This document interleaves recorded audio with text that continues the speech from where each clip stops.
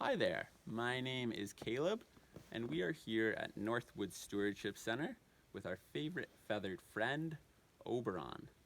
Today we're going to be talking a little bit about owls, some amazing adaptions they have, and we'll learn a little bit about Oberon and how he came here to NorthWoods. So owls have been around for a super long time, about 60 million years, which makes them one of the oldest groups of modern birds. And owls did this by having some really awesome adaptations that help them survive. You might notice Oberon's perched on my hand here, and I'm wearing a glove. And that's because Oberon has some really strong feet and really sharp talons. So this glove protects me from those.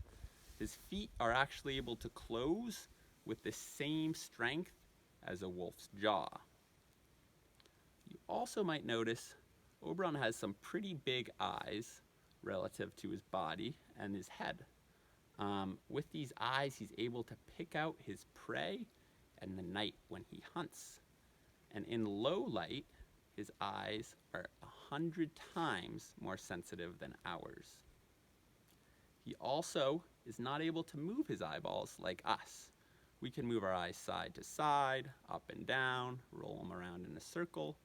But if Oberon had the muscles to do that, his eyes would be so heavy he couldn't actually fly.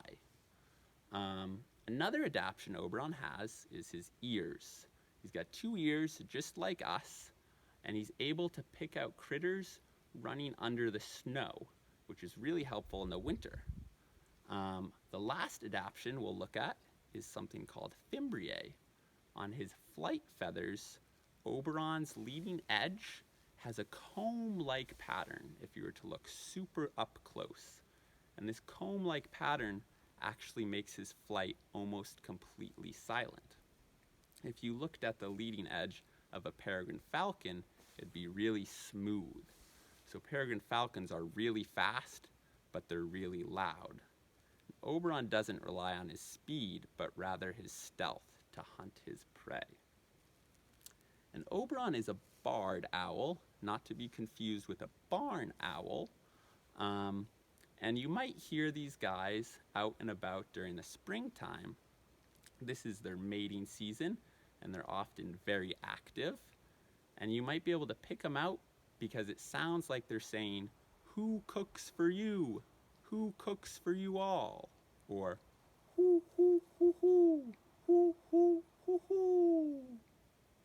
So if you hear that, you're probably hearing a barred owl.